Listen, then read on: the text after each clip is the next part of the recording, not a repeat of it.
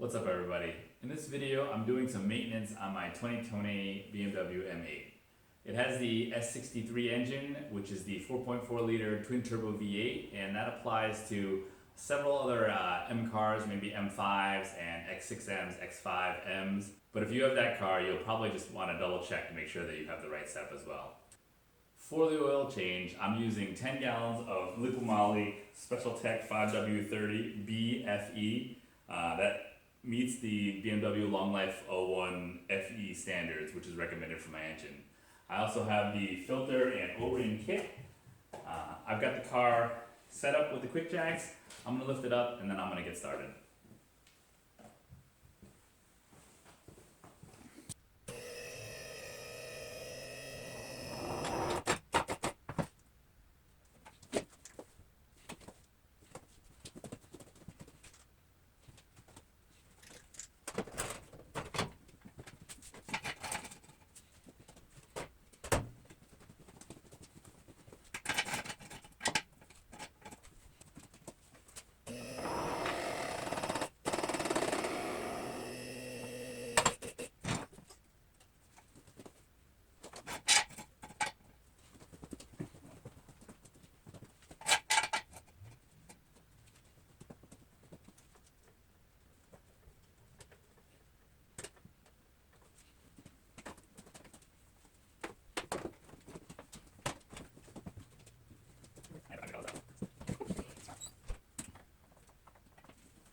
Alright, so here we are underneath the car. The quick jack lets me use my creeper to get under the car, which is really nice.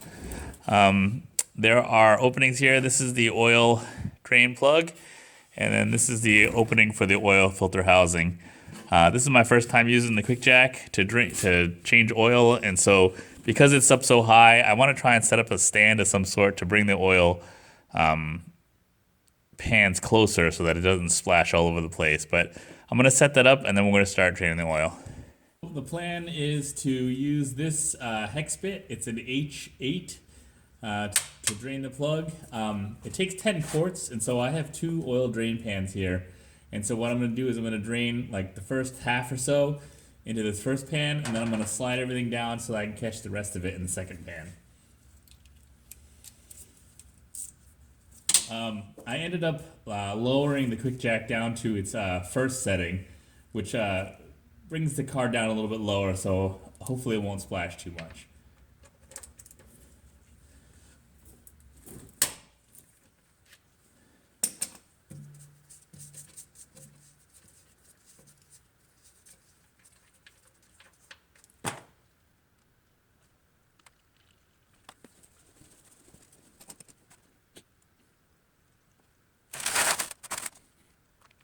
And then for the oil filter housing, I bought this oil filter housing, I guess wrench. I got it from Burger Motorsports. I can put the link in the description, but it uses a 17 millimeter. And so because this oil filter housing hangs down, I'm going to unscrew it lightly and then let it drain before I actually pull the whole thing off. So I think that this pan is probably in the right position to catch it, so I'm going to get started and let that drain.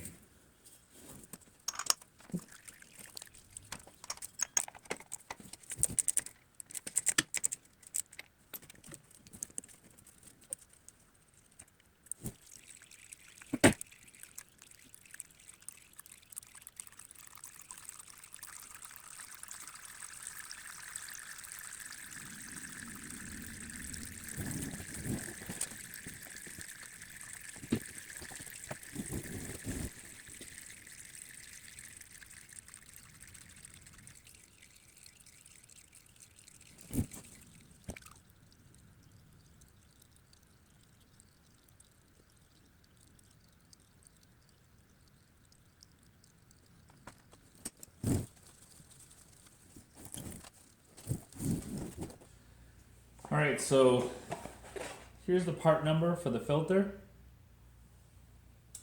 So when I take a look at the new filter, this one here says cap-sided, and you can see that there's a lip in there. And then on the other side just has like the M symbol, and the hole is deeper.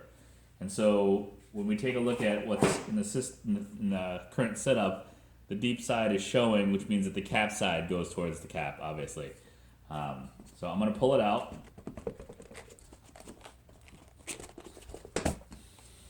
Alright. See, it says cap-sided. Alright. Then I'm going to use my rag to clean up. Well, I'm going to catch this actually. I'm going to catch this oil. So there was more oil in the cap that I really wanted to get on the rag. So I just kind of drained it into the oil drip pan. I'm going to clean out as much of the old oil as I can.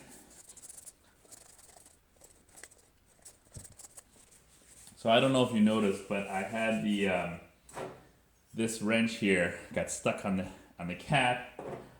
It fits pretty good, but it's a little bit on the loose side, and so the sides of the wrench kind of slide a little bit, and so sometimes it gets wedged in there, but it comes off.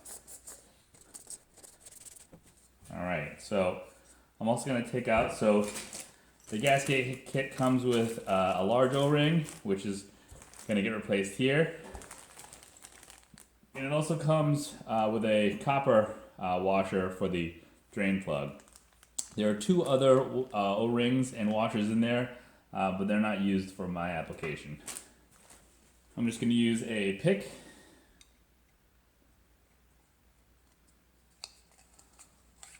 Pull off the O-ring.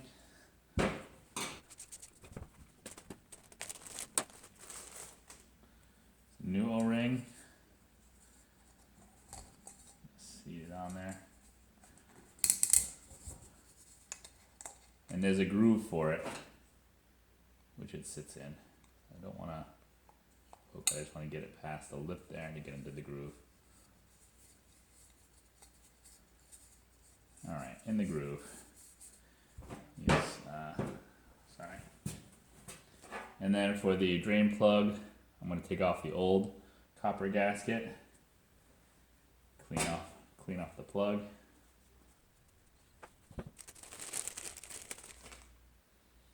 New copper gasket doesn't have it doesn't matter which position you put it in, upside down or not. The new cap-sided, pushed in till it clicks, and then we're ready to go. Okay, so before I put the drain plug and the filter back in, I usually try and clean up the area. Just getting here with a rag, clean up the surface so that when I put the plug and the filter back in, it's nice and clean.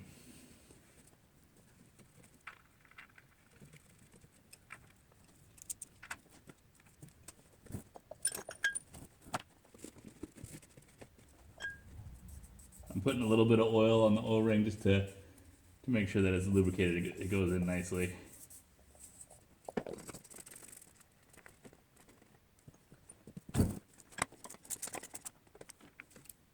And so if it gets stuck like that, I just kind of put it in the reverse and just kind of give it to break it loose.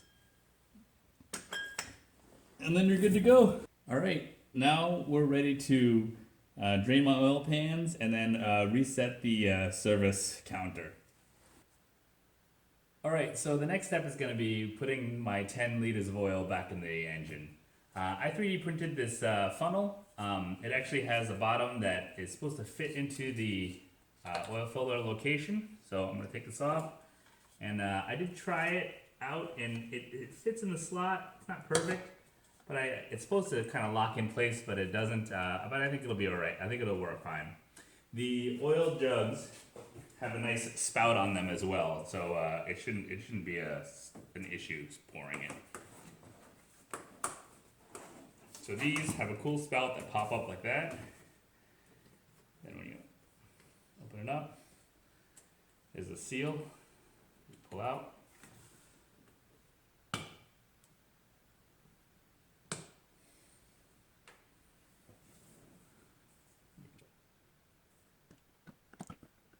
Doesn't work as good as I thought it was going to work. A little bit of dripping. I'm actually going to clean that up real quick.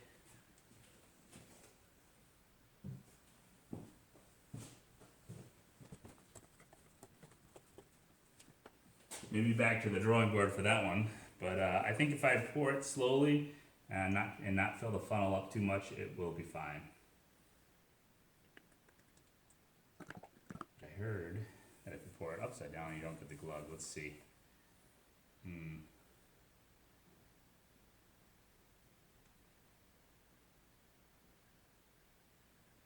Oh, much better.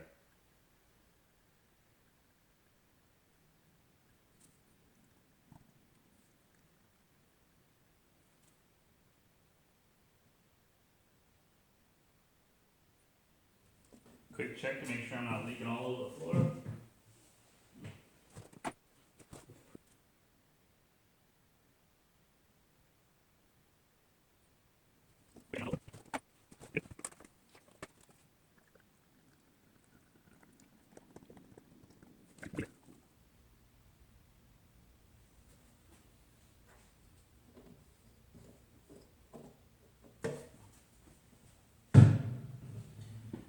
All right, so I just filled up the oil. The next step is going to be running the car, driving around a little bit, checking the oil level with the electronic sensor, and then if everything's good, I'm going to reset my oil change interval, and I'll show you that next. One of the things I wanted to show you was that the liquid monovalves have this cool spout which makes pouring it really easy. But also the used oil, I put it back in the container for one thing is to check to see how much I can fit in here, to see how much came out of the car, to see if there's any oil consumption. But these caps, because of the spout, they have it kind of locked in a little bit with plastic. And so there are some, I don't know if you can see, but there are some grip pieces here that you can use to grip and then unscrew it. I have a big set of channel locks, which makes it easier. I just grab onto it and you can just kind of twist it and you can hear the plastic breaking. It's really just like a seal. So then once you unscrew it up, just like a regular cap, and pops off. And that makes it easy to use a funnel to get the old oil back into the jug. And this cap will fit back on, no problems, and seal good. And then this also makes it easier to dispose of. My local auto parts store will take the used oil back as recycling. All right, it's kind of like a disco in here. That flashing light is the camera that watches me. It's only seen by the camera. I don't see it flashing like that all the time. But anyway, now that I'm done changing the oil, I'm going to go to my trip data so that I can take a picture usually of the mileage, and then I also reset my trip odometer, and then that way I can quickly tell how long it's been so that for the next oil change. So I'm gonna reset it. I'm using the BC on the stock here. If you just hold it, it should reset. There it is. Alright, so now that the car has been driving for about, 10 minutes or so, and I'm at operating temperature, I can check the oil. And so to do that, I'm going to click on car and vehicle status. And so I've got some low tire pressures, but I'm going to check the engine oil by, come on, there you go. Select the engine oil measurement.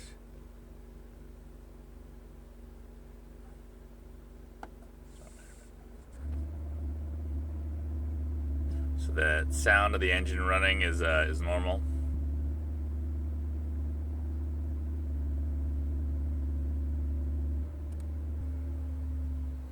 All right, and it's good. So the last thing I'm going to do is reset the engine service interval for the oil. Okay, so the last thing I'm going to do is to reset the oil interval.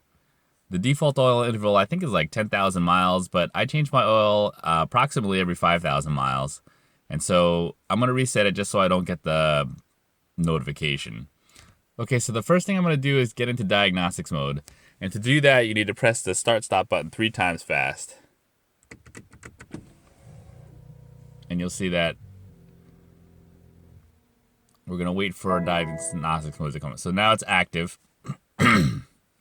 Then I'm going to use the BC button on the stock here, the top one.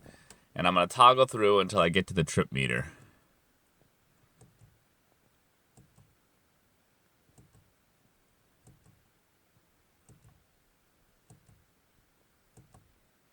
All right, so now that I'm in the trip meter, I'm gonna press and hold the BC button. And you're gonna see that the mileage for the trip meter goes to 0, and then it's gonna come back.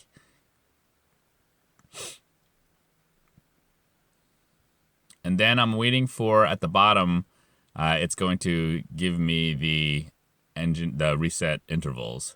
So now I'm gonna let go. And so you see on the list first is engine oil, but you can use the BC button to toggle through the different service intervals that you can reset. And you're gonna reset them all the same way. But I'm gonna do the engine oil. So to do the engine oil, I'm gonna press and hold the BC button.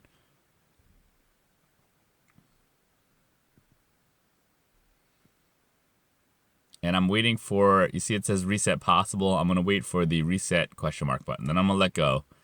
And so now I'm on the reset button. I'm gonna press and hold again. And it's going to start the reset cycle. I'm gonna keep holding. So now it says reset in progress. I'm gonna let go. And it says reset successful. Now that the reset is successful, I'm just gonna hit the power button, the start stop, just to kind of get back out of the accessory mode, and then I'm all set. Alright, so that was an oil change on my 2020 BMW M8. I hope you enjoyed the content. Please like, comment, and subscribe. There's much more to come. Thank you very much.